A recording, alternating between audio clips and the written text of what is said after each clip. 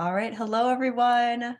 Jenny Westerkamp here, founder of All Access Dietetics, coming to you live from my apartment in Chicago, in snowy, cold Chicago, Illinois. Today, we are kicking off the Business Bootcamp. This is something new that we have never done at All Access Dietetics. So I'm excited to give it a whirl and hope that you guys get a lot out of it. Today, I have planned for you two different sections. And then tomorrow for day 2, I'll do the other 2 sections. But the goal here is to really try to provide you with some inspiration around becoming an entrepreneur, around starting your own business.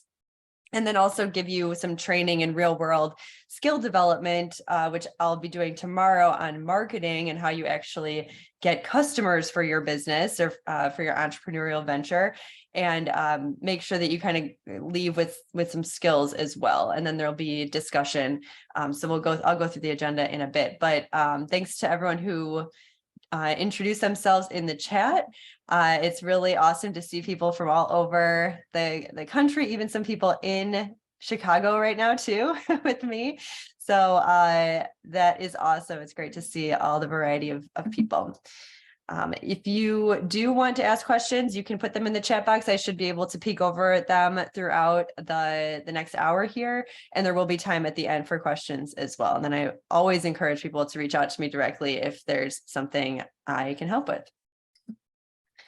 All right, so again, here's the agenda.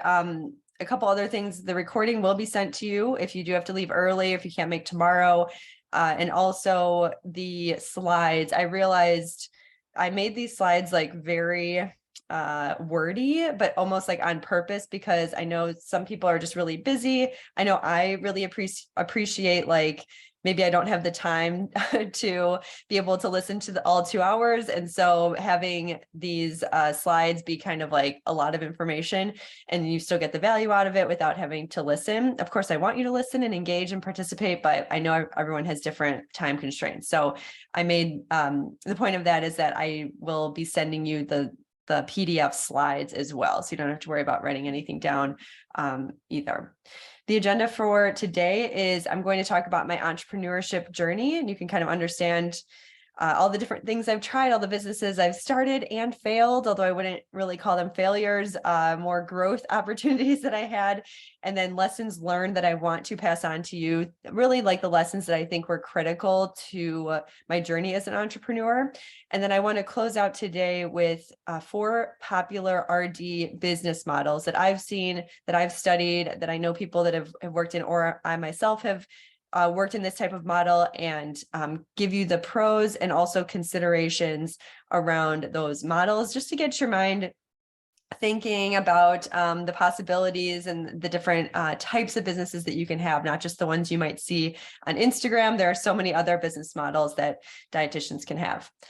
And then for tomorrow, as a teaser, I'll be giving you that skill development on how to attract customers. So I'll give you my marketing mini training masterclass, whatever you want to call it, to help you understand kind of the bigger picture philosophy around marketing that, again, once I understood this maybe 7 or 8 years ago, really changed the direction of my business and helped me really understand how to grow my business. So I find it to be a really critical skill that you can develop as early as you can in your entrepreneurial journey.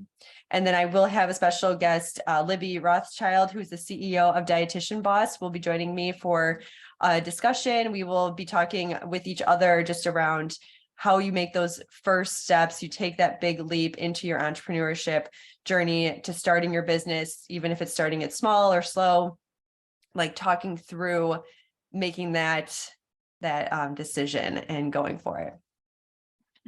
All right. So before we get into my entrepreneurship journey, I do want to kind of read here and hear more from you. I saw you, the people that are live here, introduce themselves and said where they were from, but I'm curious if anyone here wants to share where they're at in their business journey. So does anyone here have a business, or what is the business you're thinking about starting? I'd be curious just from that business lens or entrepreneurship lens, where you're at, or if anyone has experience or goals in this area. So please drop them in the chat now.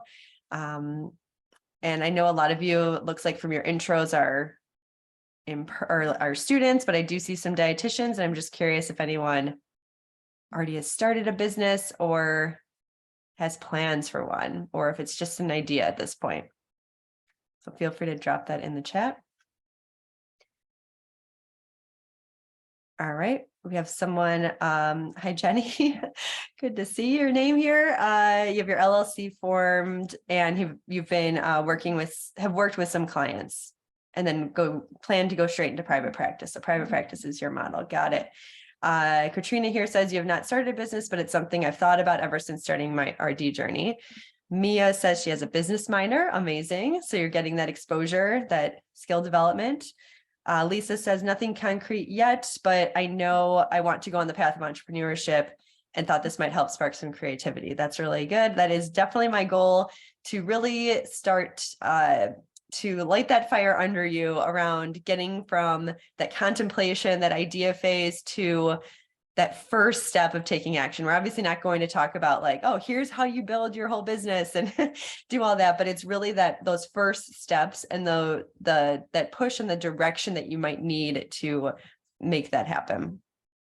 All right, Michaela says you're definitely interested in starting online counseling, private practice, and you just don't know where to start. And then Stephanie here will do the last one, developing a current business that would educate in a group community setting, and you're finishing your MBA right now.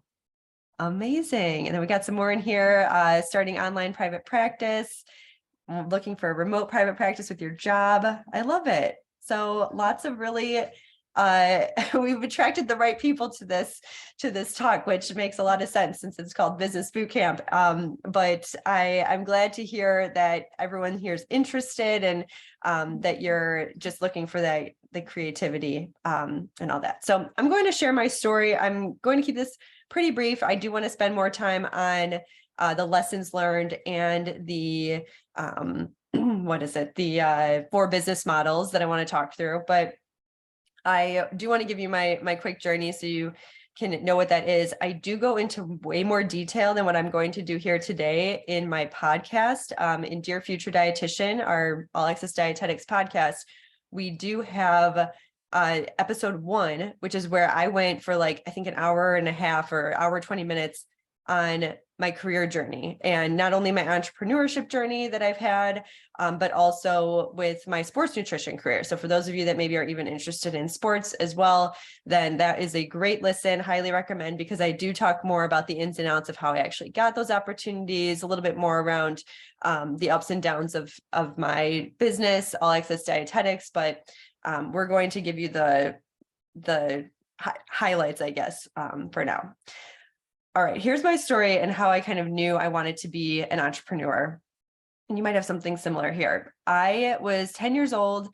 My mom was entrepreneurial. She would do craft shows, and she did designs for magazines in our basement. She was very crafty, and kind of had her own business thing going on.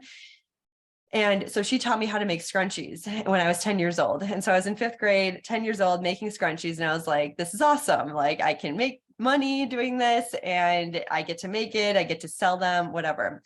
And so I had a great time selling them. I went to a really small school, so I only had 10 girls in my class, and then there's maybe 10 girls in the grade below me and above me.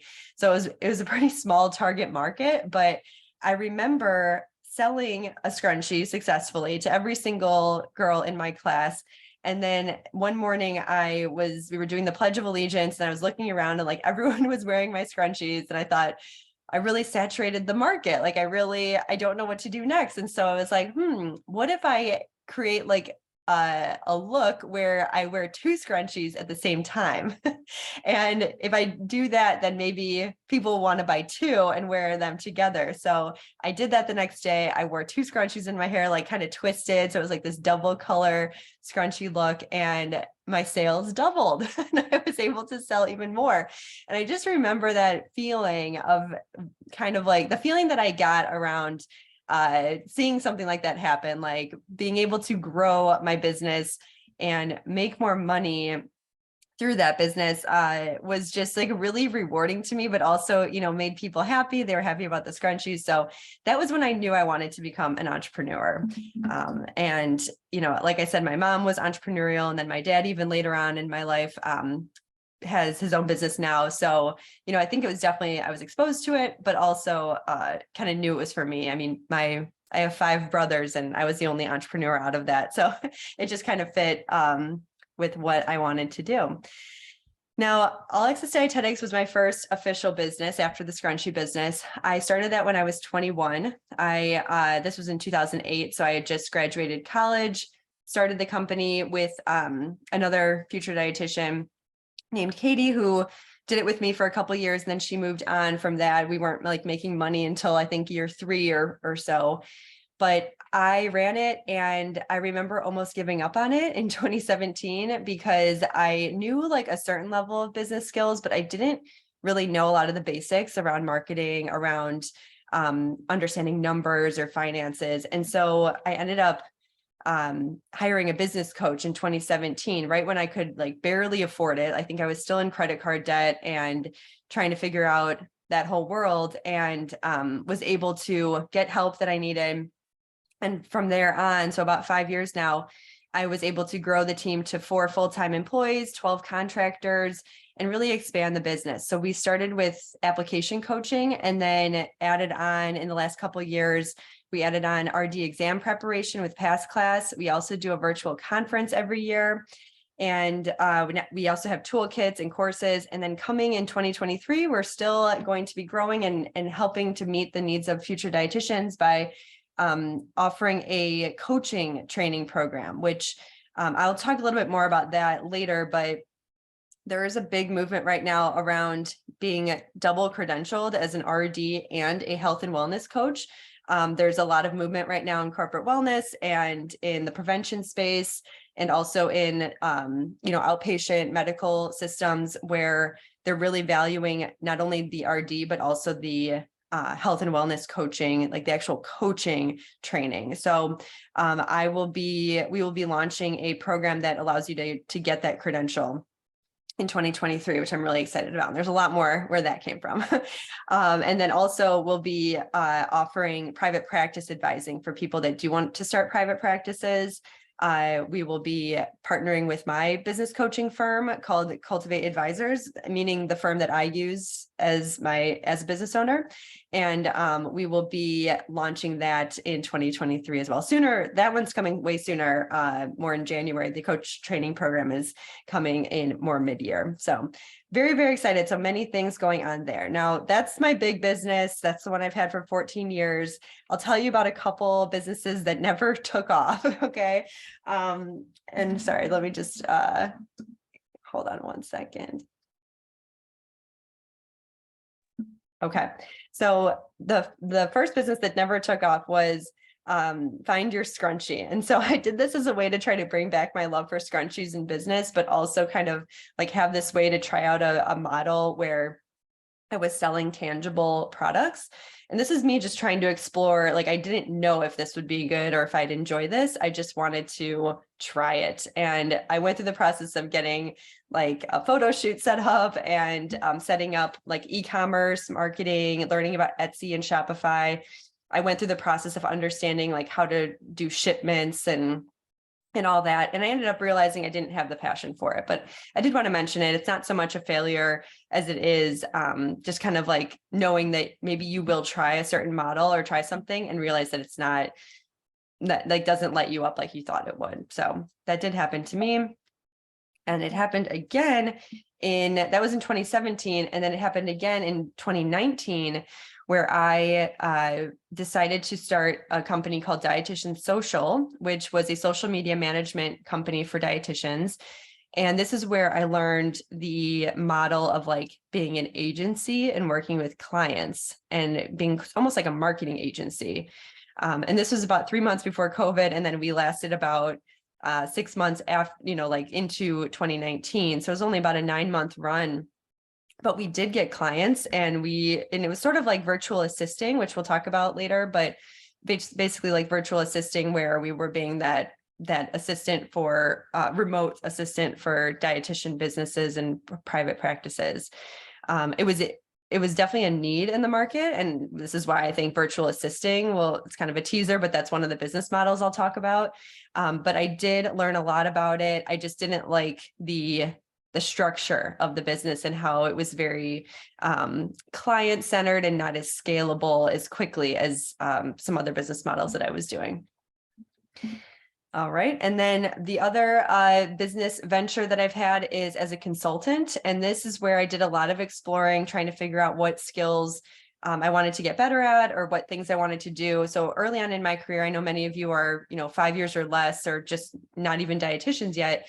And I always encourage people to really think about exploring and trying new things and saying yes to things. That I don't want you to just say yes to anything, but really try to follow what you're interested in at the time, and so that and you can rule out what you like and don't like. And this really helps you even if you are thinking about starting a business, but you're thinking like, okay, I need a job, or I need to put together like consulting gigs or projects or like all these part-time gigs together into one. That's where you can really start to identify like what it is that you really like to do, and then put that into your business model. So that's really what I was trying to explore as a consultant. So I was a writer. I co-authored a book. I first self-published a book, and then I co-authored a book with the Men's Fitness editor-in-chief of Men's Fitness magazine. It was called Green Foods for Men. It like came out in what year was that? Oh my gosh, 2016, like January 2016.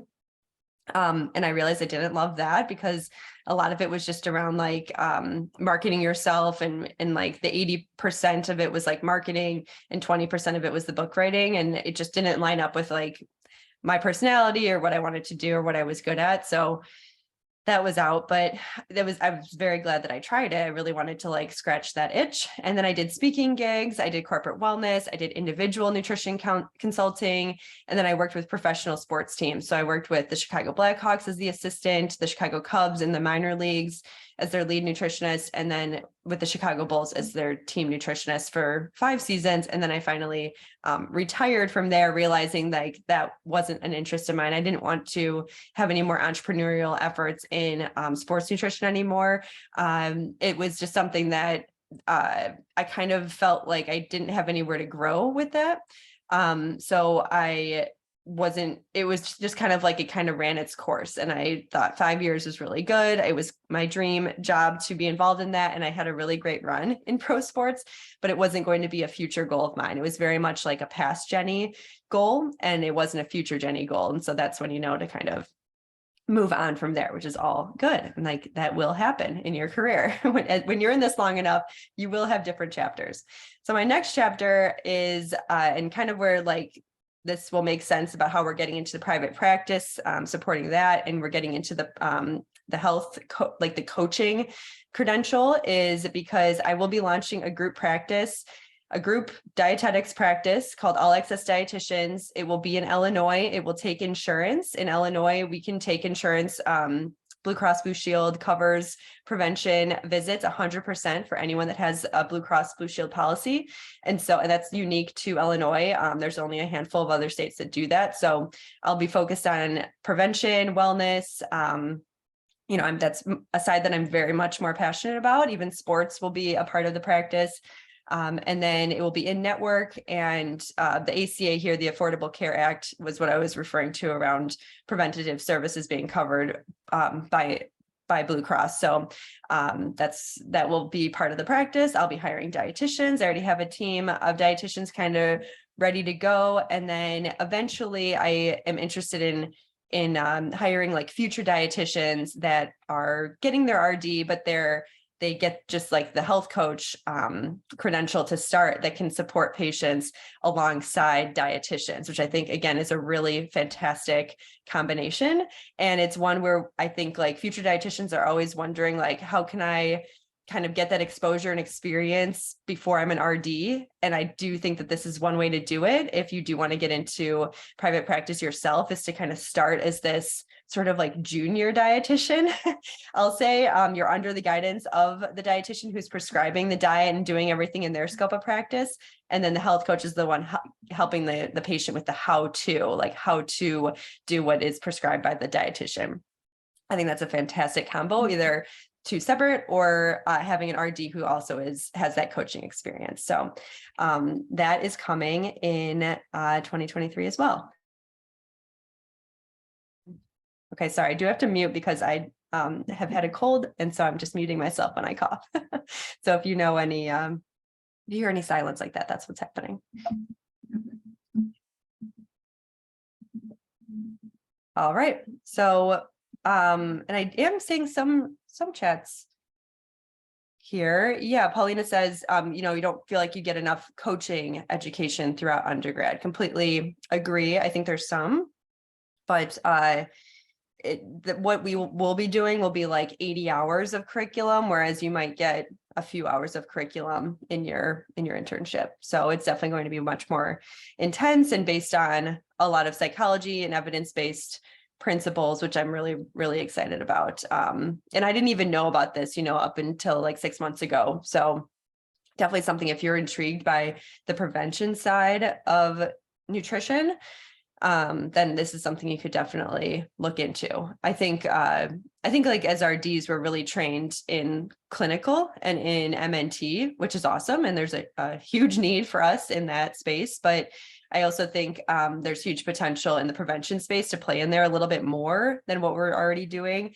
And to have that coaching, I think helps us even more to be that double credential type professional. So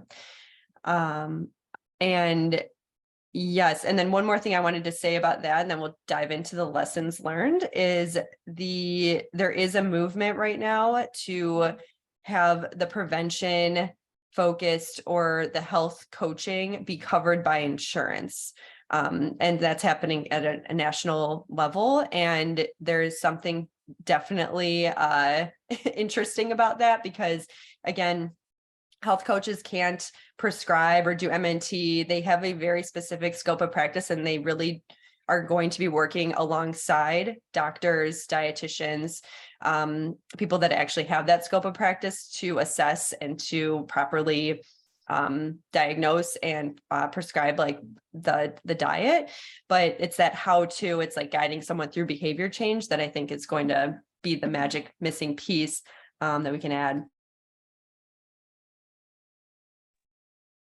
Okay. Okay, I did get one question here. The role of the health coach seems to be replacing that of the NDTR. Do you recommend that future RDs pursue a health coach over the NDTR? I would say NDTR is there's a need for that on the clinical side, but if you're wanting to be more on the wellness side, then health coach would make more sense. And then the health coach can also help on the clinical side too. So that would be my opinion. Obviously get a lot of opinions because I'm not a DTR and I've never worked in clinical. So you definitely would want to talk to someone in clinical. This would just be my perspective on the knowing the wellness side that I've spent my career more so in. All right, cool. Okay, one more question and then we'll dive in because I want to make sure you guys are getting a lot out of this. So Jenny asks, do you know the CPT code for health coaches? They're a category 3 CPT right now, which means people are coding them, but it's just for data collection. So for that, I don't know that off the top of my head, but they will have they'll have a category 1 CPT. That's what they're pushing for, which would be the billable CPT code. And unfortunately, I don't know that off the top of my head, but it's available online, I think, on the CMS website. Okay.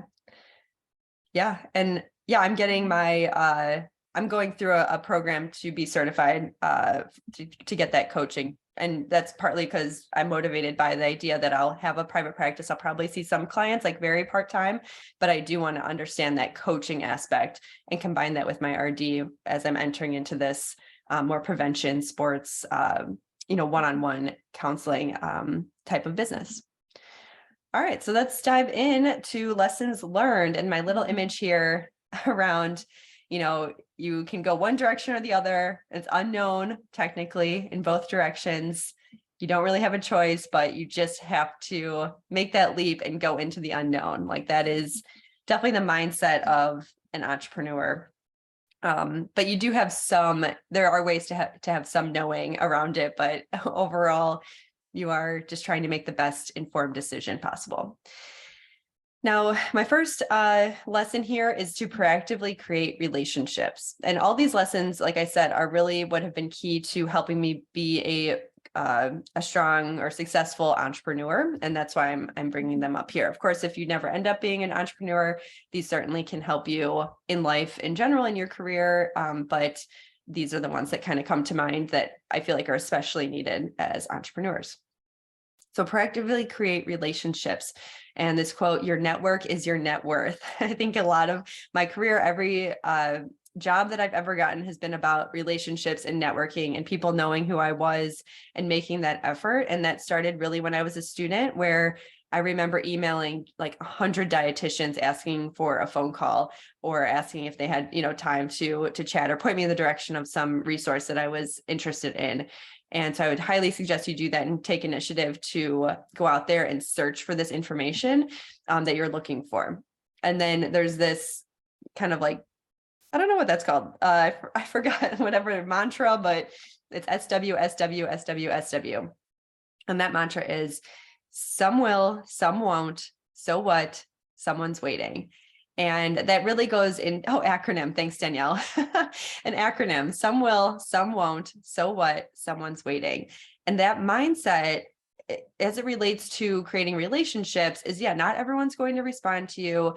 Not everyone will, end up being like your amazing mentor. Like people, it might not be a good fit, but you have to keep going. You have to keep asking, and you can't feel discouraged just because you're not getting good responses. Or even in sales, like if you end up trying to sell to a client, like a potential client gets on a call and it's like, oh yeah, you'd be a great fit. Like, here's my pricing, here's everything. And they're like, oh, let me think about it. And they don't end up signing with you. This mantra, some will, some won't. So what? Someone's waiting. There's always someone waiting. There's always new people, new businesses, new relationships to be formed, or new business, meaning like new clients, new customers, whatever it is. It's always there. And so I think it's like an abundance mindset, along with this not getting discouraged by rejection or by not getting a response or not getting a yes every single time. And the book that really taught me so many principles was The Success Principles by Jack Canfield. Highly recommend it. I've been recommending that book literally for 14 years now. And everyone that reads it is just like, wow, like I was just like postmarking or post-it noting everything, because there were so many helpful things in there. And it's one of those books you can just open up and read a principle at any time. You don't have to read it in order, but just an amazing book about really solid ways to create relationships and reach your goals, and reach and kind of create and design your life how you want it, and kind of create that reality for yourself. All right, the next lesson is be a go-giver. And this is like, instead of saying be a go-getter, which is also good from the sense of taking initiative, this is be a go-giver in the sense that you want to give value to other people. And you want to do that in a way that's authentic and that shows that you really want to have a win-win relationship. With this kind of goes back to how you create relationships, where this quote, shifting your focus from getting to giving is not only a nice way to live and conduct business, but a very profitable way as well. This goes back to, let's say, you do want to find a mentor, or you do want to talk to someone about their business, especially at the beginning, like at the beginning when you haven't really created a relationship with anyone and it's very cold, like a cold call. You do want to say like, hey, I would love to be able to contribute to your business in some way. How can I help you? And, in return, I can, hopefully learn from your business or whatever it is. And ideally you're getting paid as well if you're giving them that much value, but you do want to lead with like, hey, this is, here, I want to help you and I want this to be a win-win situation. You kind of are upfront with that, rather than just feeling like, oh, hey, can you take time out of your busy day, give me free advice, and just that's it. And like, that's just all work on your end. I do think there's dietitians or people out there that, yes, will give you that free advice and have the bandwidth to do it, but you just are going to get a smaller response rate from that. Again, not the worst thing. I still think there's the opportunity to just get that free advice from people that are willing to give it. But when you're feeling like, oh, I really want to get in with this person who seems very busy, then providing value in some way is the way to do that. All right. And then attitude determines your altitude. I got that phrase from this book, You Are a Badass, which I really love. It's a little on the cheesy side. So I'm, you kind of have to be ready for that. But I think it has some very awesome principles that, even though this book was maybe like 10 or maybe 10 to 12 years old, a lot of what she says in it has started to become backed up by research and psychology research that has really solidified a lot of the things that she was talking about. So I'm a big fan, even though it might seem like woo-woo. Actually, a lot of what she says is all being backed up now by the research. So things like reframing your thoughts or the self-talk that you have, and really being conscious of that and how to change that, using affirmations. I get an email every day with like 1 through 31 of affirmations that have resonated with me. And then whatever day it is, I just go to that number on the list as it's emailed to me, and I just say that affirmation. And that's a way that I've like kind of automated that process, but it really helps to train your brain to think differently than how it's defaulting right now. And affirmations are an amazing way to do that. Same with gratitude, of course. And again, this book, You Are a Badass, she just has some really great stories, some great ways of thinking about it, some great quotes, just things that could definitely like hit different for you that will make you want to actually do it. Because I think we know like some of these are very basic, but you don't do them. And this is a way to help you actually put that into action. All right. And then ready, aim, fire. This is something, it's usually ready, aim, fire, but this is ready, fire, aim. Sorry, I think I read that wrong when I first said it. So ready, fire, aim. The idea here is that you're really trying to get just as ready as you can and fire and then aim, meaning that you're getting the feedback after you actually do something. So you really want to commit to this exploring and trying to figure out like, okay, does this business model work? Does this offer work? Does this, like try new things? And if you're just like not even sure what your model is, like trying different projects or gigs or things that are short term that you can just very easily ready, fire, aim, ready, fire, aim, like try these things. Like I tried the book writing, I tried the individual coaching, I tried the speaking, I tried corporate wellness, I tried sports, I did like all these things. And they're all just ways of leading you to things that you're very, very passionate about and kind of distilling what that is for you. And then you do want to find mentors, of course, that can help you just navigate all that. The book that I really love in this space around, just taking that action is called The Big Leap by Gay Hendricks. And this is an amazing book because he talks about the upper limit that we all seem to have.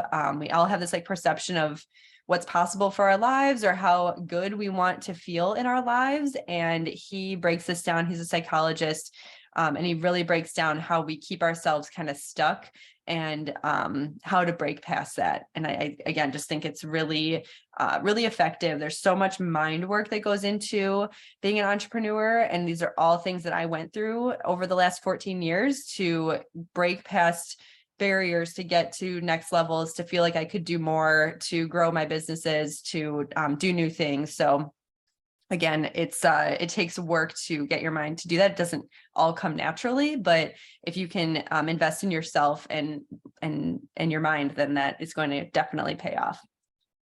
All right, a couple more here. Designing your life. So Malcolm Forbes said the biggest mistake people make in life is not trying to make a living at doing what they enjoy most. And this is where there's this idea of being really intentional about what you want. I'm actually going to skip to these action steps and then I'll talk about the other things, but 2 things that really helped me. And I've also actually worked with a like life coach type person, who was kind of like an executive coach, but had this life coaching aspect to her. And so what she had me do that really helped was taking a values quiz and really getting clear on your values.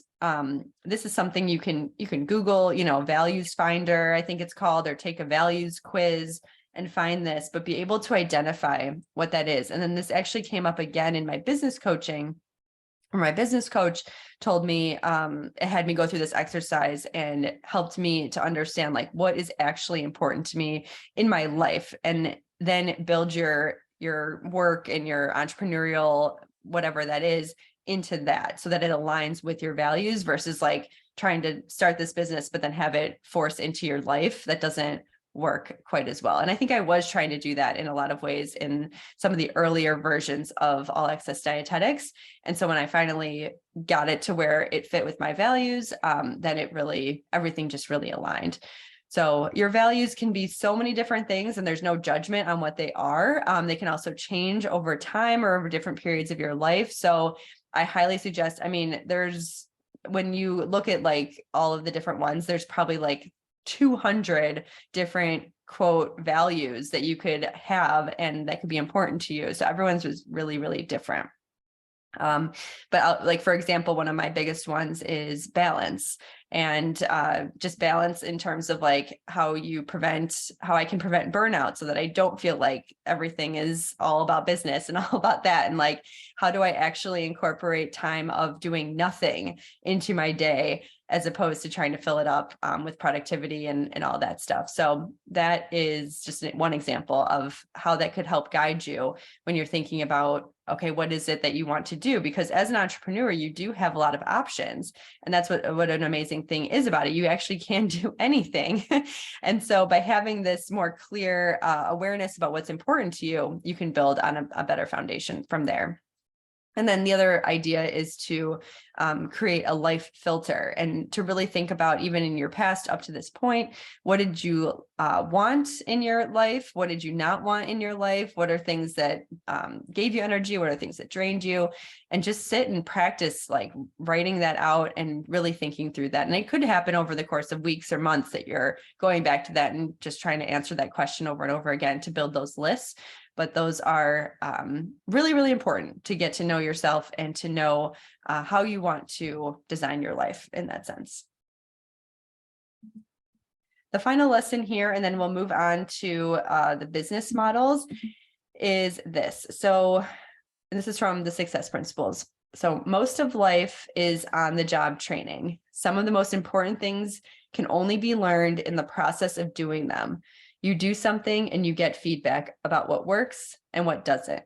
If you don't do anything for fear of doing it wrong, poorly, or badly, you never get any feedback, and therefore you never get to improve. That's Jack Canfield from the Success Principles. And I really feel like this is probably the number one lesson after going through for 14 years now as an entrepreneur, I guess 24 if you count my scrunchie business. Or whatever that number adds up to. But it is something where the action of doing something and getting that feedback is the most valuable thing. Like I'm very thankful that or something that really helps me is that I don't have the perfectionist tendencies where I want to launch something. Like we launched our RD exam prep. Like it wasn't perfect, and I knew it wasn't perfect. I knew it was good. I knew that, it was the start, and I knew I was going to get feedback from our audience, which we did, to figure out, okay, what else needs to go along with it? What can increase the pass rates? We're at this pass rate. How can we get to this pass rate? And you constantly are just getting that feedback, but you only get the feedback by putting it out there, by asking for the feedback, by learning about what works and what doesn't. And not being afraid, like, oh gosh, someone's going to say like that it stinks, like that it's not good. Well, you know what? It can always be better, of course, but what is good enough? And what is something that, okay, this is my best first draft based off the information I have, because I don't have any other information because no one has used it yet. Let me put it out there, and then I'm going to quickly reiterate, and I'm going to make it better, and it's going to be an amazing product, which it now is, like after what took like a year to do. So I really think as an entrepreneur, that's constantly what you're doing. You're having to put something out there, get the feedback, and then learn along the way. And the key in that is the action. If you don't take the action, you never get the feedback. You could read so many books, you can go through so many courses, you can hear stories about what other people are doing, but until you actually do it and take that action and get the feedback that you need, then you're not going to improve or learn. So if anyone was looking for that little spark to take action, I would say the biggest value is that you're going to get the feedback, and the feedback is going to make you grow and better.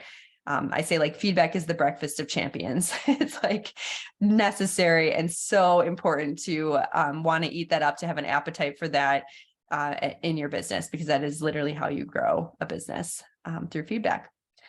And this little image here, of course, I always love success. You know, people think it's just that straight line up, but that is much more in line on the right side with what it really looks like around trying to get the feedback, going in all these different directions, trying to just line it up. And then you're still kind of trending up, and then you finally kind of figure it out at the very end, maybe after 14 years like me, which we're still actually figuring out so many things, but you start to land on that after that many years. All right. So before I get into the next section, the second section of the night, is there any questions about lessons learned?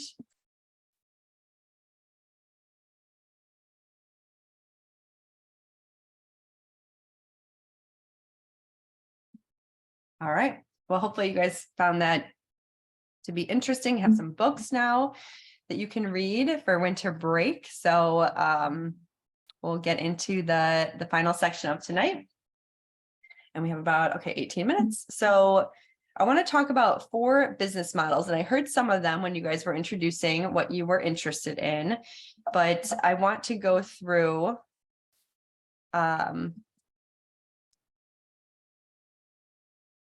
wait, we have a couple questions here. Any advice on addressing feedback you don't necessarily agree with? What a great question. Yeah, you can go back to that. So with addressing feedback, so there's, on one hand, you find it valuable, like you have to have discernment around what you will say is valuable feedback versus what's not valuable feedback. Because on one side, it's like, I have a saying, like, let your haters be your motivators. Like, what are they hating on? What's frustrating people? What's that all about? And like, use it as motivation, whether that's just to tighten up something that maybe you realize is a little bit not up to your standard, or perhaps it's like, all right, well, this is what we know we don't want to be like, or we don't line up with that anyways, so we're going to hold true to what our values are, what we're trying to provide. Yeah, that's kind of an ambiguous way of saying it, but yeah, there's discernment around, you want to value it, but not value every single thing as if it were weighted in gold. Like, you definitely want to, and I think you get better at this as you go through it. But like, for example, we got feedback early on that we shouldn't be admissions coaches. Like, we were just students. Like, DPD directors should be the ones helping students with their applications. And we were like, well, no, we know that we're providing value to students who maybe don't have exposure or have a DPD director because maybe they're, they already graduated from one, or maybe their DPD director is very busy and they don't have time for the level of support that they need.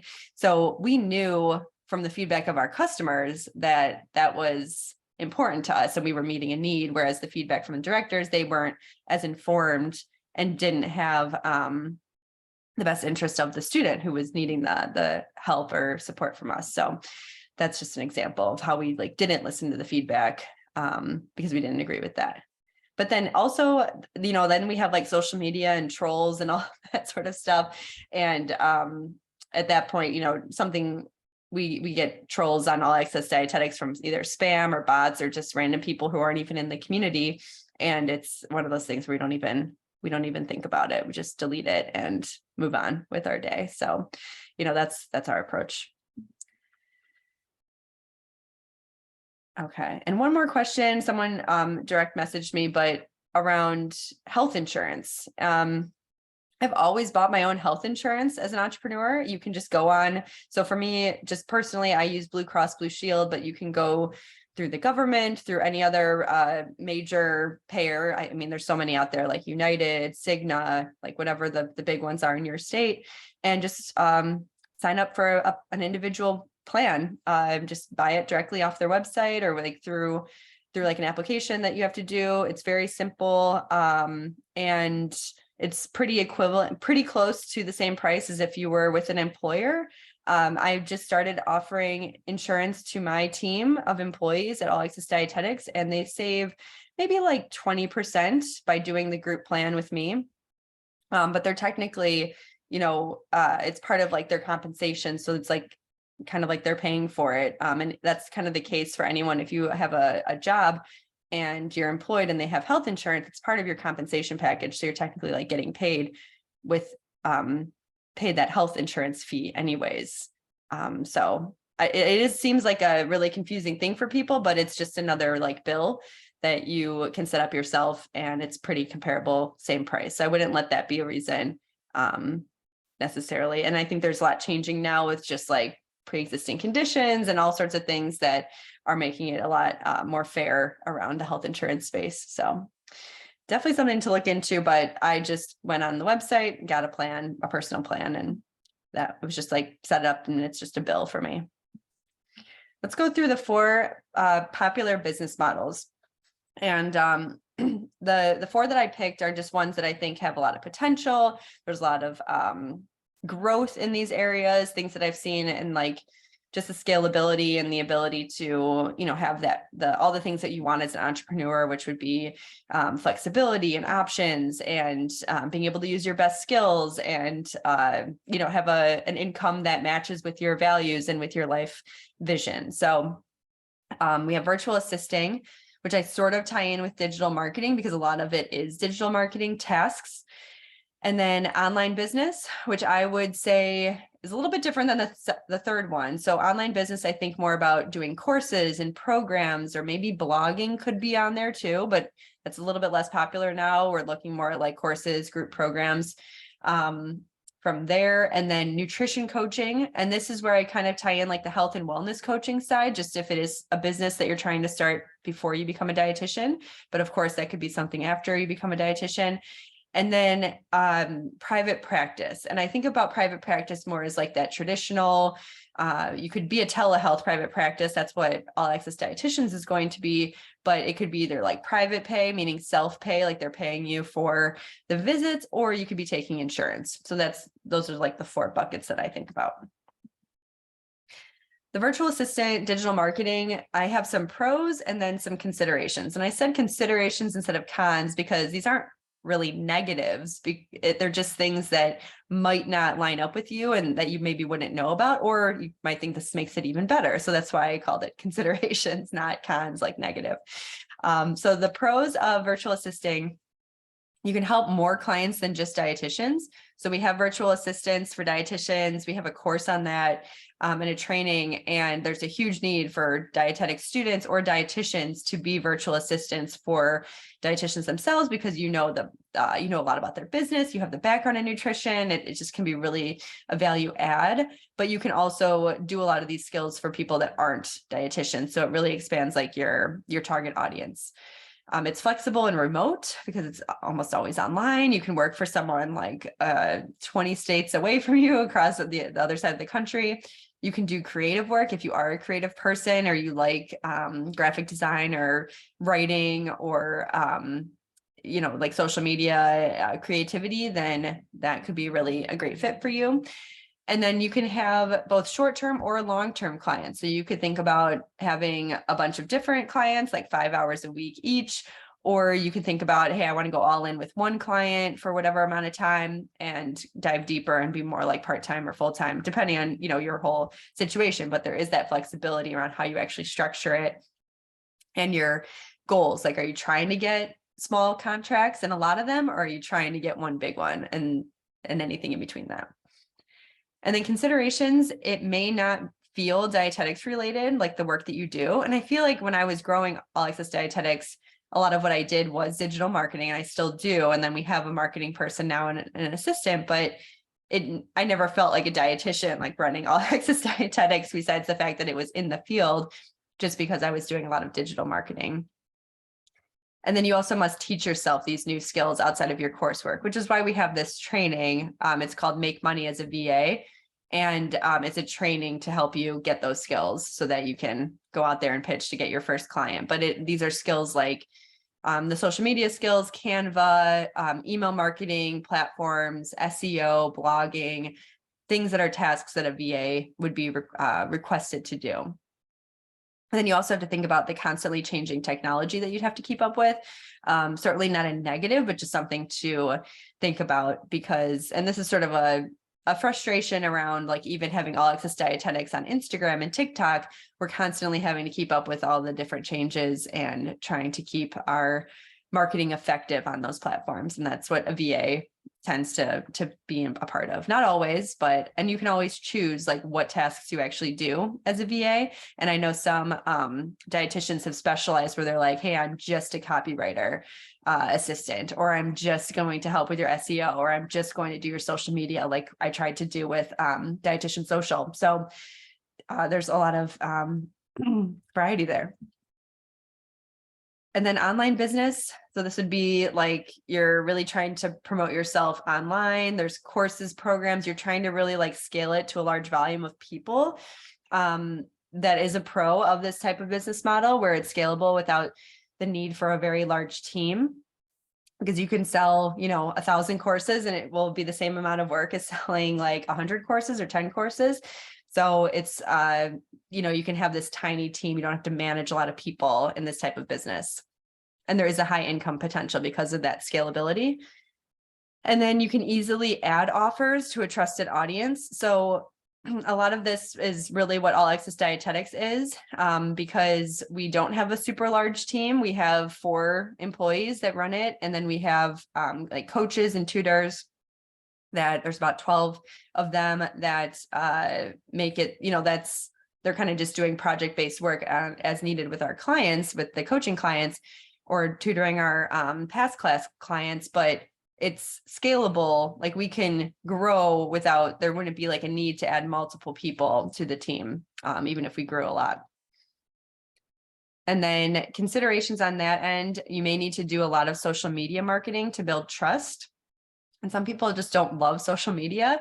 So you want to think like, is that something that you want to do? And to be honest, like, and I think it's just because I'm getting older. And so I know I'm not the same age as a lot of you here, but I've already like kind of gone through that business being on social media with All Access. And I'm so glad we have that community on there and it's perfect for the business. But for like my private practice, I don't want to do social media at all. I'd rather do more like local, like different ways of marketing and partnerships and relationships and like strategic collaborations as opposed to trying to market like B2C. So that's just something to think about. Like, hey, would I want to try to market directly to individuals, or am I more interested in marketing to groups or companies or like B2B? Like those are all things to think about. And then other considerations, the one-on-one work is almost impossible if you are a true CEO. And I say this because when we were doing admissions coaching, I was doing the coaching, but then the company was growing. It was growing so much that I couldn't like do the one-on-one work anymore. So, sorry, I sound like I'm upset, but I just coughed. And then final thing is burnout if you don't have a well-run systems and team. That is definitely a possibility with an online business because there's so much going on.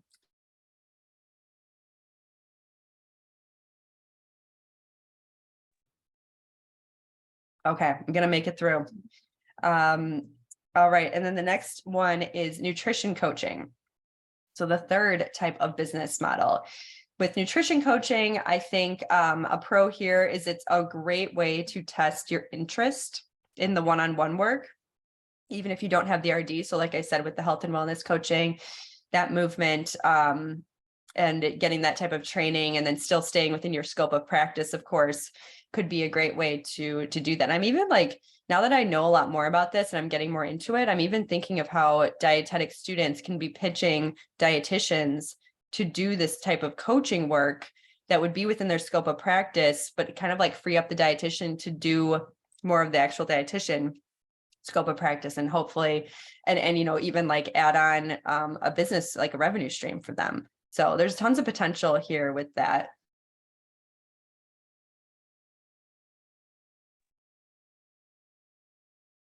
Okay, and then you can start anytime without the RD.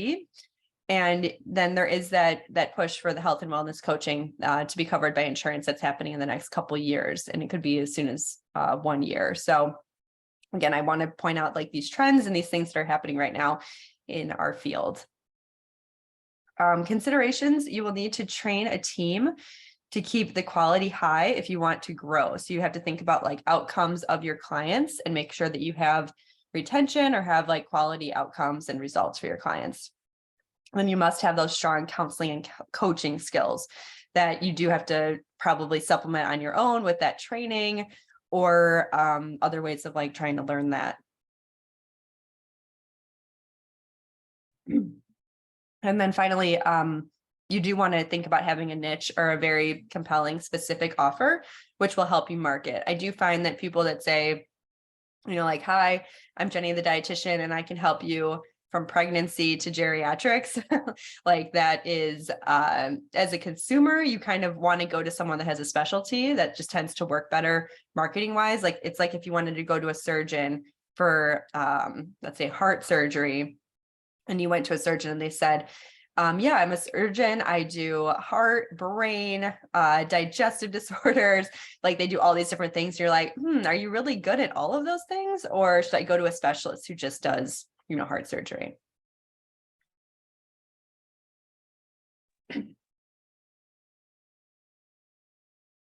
All right. And then private practice. So with private practice, I think that the pros here are that the need is so high. There's just not a lot of people in private practice as dietitians. I think it's like 8%, 8 to 10%, whereas the need is so high, especially if you take insurance. Wow. I mean, just having gone through the process of looking into that, I just see there being so much potential there to get paid really well, to not have to spend a lot of time on marketing, because the marketing is the fact that you're in network and that you're showing up on directories, or you're able to get referrals from doctors or whatever it is. So, and even with the prevention visits, like that being covered in a lot of states, I mean, there's just like a huge potential there to help people and to be accessible, and also to have it be financially really a healthy business. You can also scale the business, the private practice, once you solidify referral sources, and you can start to add on a team of dietitians if you want to really allow you to make money without having to see people and burn out. I think and that's a consideration. I don't know if I put that on there. Oh yeah, I did. So we'll get to that, but yeah, so there's big potential with taking insurance, and then the prevention visit for sure. And then the considerations on that. So I think one of the hardest things with private practice, if you do take insurance, is getting support from a biller. It's like a professional biller that knows how to deal with claims, how to make sure that the claims go through so that you're getting paid from the insurance company. There are people that do that, and do that by taking a percentage of what's collected, which sure, that might be annoying, but also it's less risk because they're only collecting based on what they collect. And then that that's kind of like your cost of goods sold for collecting that revenue. And then different states and different insurance companies have different rules. So again, I mentioned how Illinois has some great prevention coverage, specifically with Blue Cross Blue Shield, but Blue Cross Blue Shield in Maine or wherever else doesn't have that. So you just want to look into where, wherever you're living, like what that looks like for you with like the big insurance companies. And then you do need to have a really strong training system in place for your team. Again, kind of going along with the nutrition coaching, your biggest like key performance indicator, they call this, so a KPI in business speak, is, are your clients getting results? Are they staying with you? Are they giving you great feedback? Are you doing a good job in providing great healthcare to them? And so that's where training your practitioners, training yourself is a huge piece of that, and becoming really someone that can get results and help people through their nutrition journey. And finally, your time is limited in a private practice, and it just totally depends on what your financial interests are, what your goals are, what your vision is for your life. all those things, because you can do this a lot of different ways. You can be a one-person show and you will know like, hey, this is the max amount of people I can take each week. This is the max amount of money I can make. And if you're happy with that, that's amazing. And if you're not happy with that and you say, hey, I want to work only part-time and I want to hire dietitians, that's also great. Like there's a lot of ways to do it. But you just have to know that because it's something that's billable on time, that's what your limiting factor is. So you do want to think about how you would structure that. All right. Okay, so I had some questions come through here. That was the last business model. And let's see the time. It's right on time. It's 7 o'clock. So real quick before I dive into questions, I would love to hear like kind of what you learned today, and then also drop any questions in the chat box. I find that when you just stop and reflect on, okay, what was one thing I took away from this, it helps solidify it and hopefully will help you to take action on it after today. So drop in what you learned today, or one takeaway, one thing you're going to do, and any questions you have. And then I do want to point out, we do have some resources on our website that I will just drop in the chat. Thanks for bearing with me too on my cold and cough situation. Not ideal, and I don't usually sound like this, but we made it through. So hopefully it wasn't too distracting. And I just dropped some links here for that. But let me go up to the questions that you have and the things that you learned. And then we will be back again tomorrow, same time for another hour, and we'll have a marketing lesson, like all the marketing like skills and philosophy that I've learned throughout the years. And then we'll have Libby on and we'll start to talk about like taking that first step and answering more questions on what it's actually like to just really start that business. But I will go to some questions now. And to anyone that's leaving, thanks so much for being here and spending this hour with me. You know, again, this is a new topic that we're getting into in All Access Dietetics. So I'm glad we had tons of people showing up live and interested in this, because we do really want to help create more entrepreneurial dietitians and give you the support you need to do that. So again, thanks for showing up today. All right, so I'm getting to a question. Oh, there was a comment that came through that Katrina here works for a private practice that takes insurance and there's huge demand. Everyone is always so surprised and appreciative that we take insurance as it is not traditional. Yeah. So the insurance game, there's just more movement towards it. There's more coverage. The Academy actually does a lot of work on this to try to get reimbursement and coverage. So that is one thing that they're doing to make nutrition care more accessible and valued. All right. Danielle asks, how do you calculate how much to charge in each of these business models? Great question. And this was something I just didn't even know how to do. But what I did with my coach, whenever we're thinking about like a business model, it's something that we call like the winning financial model. And you could probably Google financial models on or like how to do a business plan or how to do a financial model for your business. And what it is essentially, figuring out, okay, what would be like your expenses? Like think about your business model of a private practice. What would be all the expenses that would go into it? Calculate exactly what those would be for the year. And then start to break out, every month, how many clients could you really realistically see? What would be the rate? Determine the revenue that you would have coming in and run numbers, kind of like set up an Excel spreadsheet so that you can run numbers to say, okay, well, this is what it would be if I had, 10 billable hours a week. And then this is what it would be if I had 30, but then, here's what it would be if I had 50, but oh, wait, I can't see 50. That'd be like too many. And I don't actually have time for that. So you have to be really realistic about what's your actual capacity, what's the actual revenue that it could generate, and then work different models. Like if you had help with a VA that you were paying so you didn't have to do it, and then you could go see more clients, what would those numbers look like? And I think that's where you get really objective about it. Like the numbers don't lie, the data doesn't lie. And that's what you'd want to go through in your mind.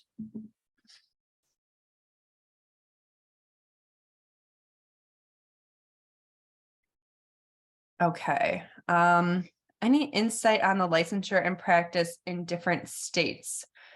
There is, I think it's on the Academy's website, but you could look at I think you can just Google that, to be honest. I don't have the website off the top of my head, but you can either go there or CDR. We'll try to search the CDR website to see what they can provide that. In Illinois, for example, it's called like the Illinois Department of Professional Services Regulation, I believe. And so that's where it would say like what license is needed, or if there's a license needed for being a dietitian. All right, Paulina says, when it comes to telehealth, how does that work with licensure? Do you still have to be licensed in each state that your clients are? Yes, you have to be licensed in the states that your clients live in. And so, yeah, and you can, so for me in Illinois, the trick though is that you don't have to be licensed in states where there's no licensure required. So Colorado, California, for example, are non-licensure states, which means you don't need a license to provide that nutrition care, in which case you can see clients in those states because there's no license needed. But if you're in California and you want to see clients in Illinois that live in Illinois, then you would need an Illinois license.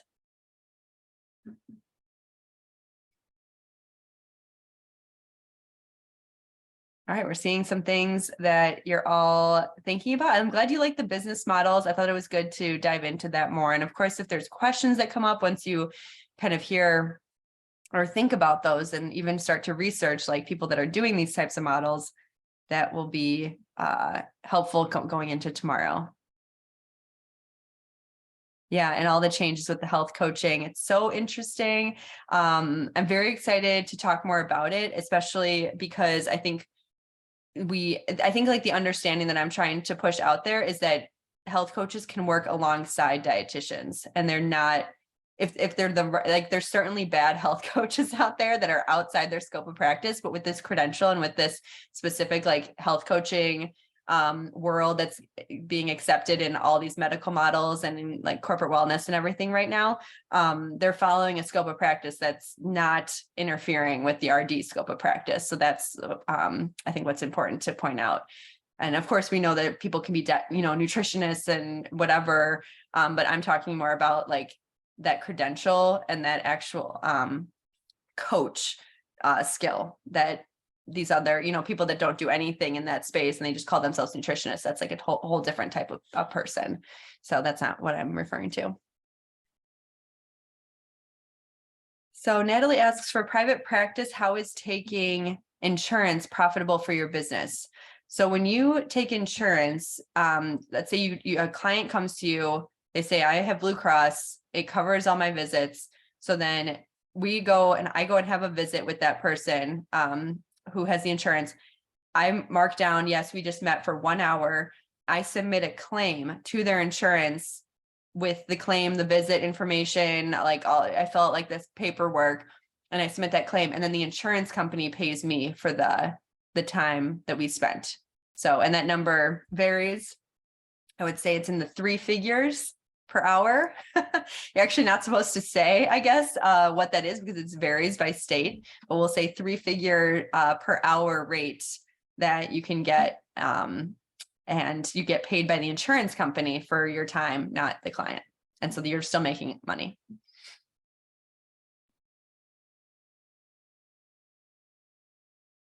All right. Thanks for everyone's feedback.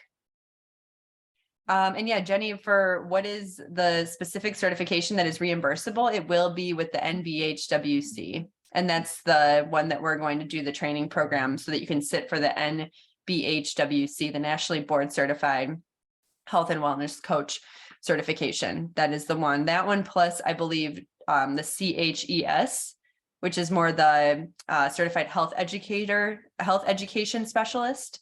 That one will too, but I think the HWC one, the NBHWC one is a little bit more a little bit more weight behind it. And yeah, you could use the same NPI number for that. All right, great. I love that you guys all, I'm just trying to read through these quickly here. Do you have to have a license as a nutrition coach? Ariel, so like for that certification that we're talking about, what's really interesting about that is that you can do that nationwide. You do not need a license in any state to do that, but just know that people will have to pay you out of pocket. As of this moment, it's not covered by insurance, but I think once it's covered by insurance, that'll be really interesting opportunity for people. All right. Oh, how does corporate wellness fit into the 4 models? Great question. This was when I was kind of referring to, do you go after like one client at a time, or do you try to get a lot of clients at one time? And that's where corporate wellness comes in, where like, for example, for my private practice, I'd be trying to create partnerships with employers, with companies, right, who have a certain insurance for their employees, and then say, hey, we want to do this like wellness program with them, and they can see our dietitians as part of that program, and then we can bill their insurance. So, and then there's so many other things, other programming and things that you can do to for businesses. But I think it falls into the online business, the nutrition coaching, the private practice. They're just a customer that you could have in any of those business models. Lisa says, so if you'd like to accept insurance, is it now easier to do so as a private practice in Illinois? Wondering if there's been a new policy passed recently, or if it's the way it's always been. It's the way it's always been, which really is crazy to me, since I'm a dietitian that's had Blue Cross and I didn't even know that. This has actually been a code, a prevention code that's existed. Well, the code, like the prevention, like dietitian visit code, has existed, I think, for 20 years, but I think it's when the Affordable Care Act came out, that's when that it became something that was more accessible. It was you didn't have to meet a deductible in order to use the benefit. So yeah, I think it's relatively recent, but yeah, the code has been around for 20 years. All right.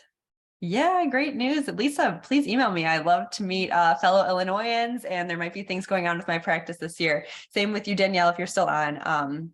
But yeah, anyone from Illinois, please email me, because it's going to be a pretty fun practice going on next year that I'm super excited about. So thank you for all being here tonight.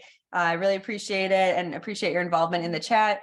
And yeah, this is just day 1. So we'll catch you back for day 2 for the marketing like masterclass, and then a discussion with Libby, who has another perspective as an online business owner, and really using like social media marketing to scale up your business, either with like one-on-one or group or courses. So thanks for being here, and I hope you guys have a good night, and hopefully we'll be a little bit healthier tomorrow. So have a good night, everyone.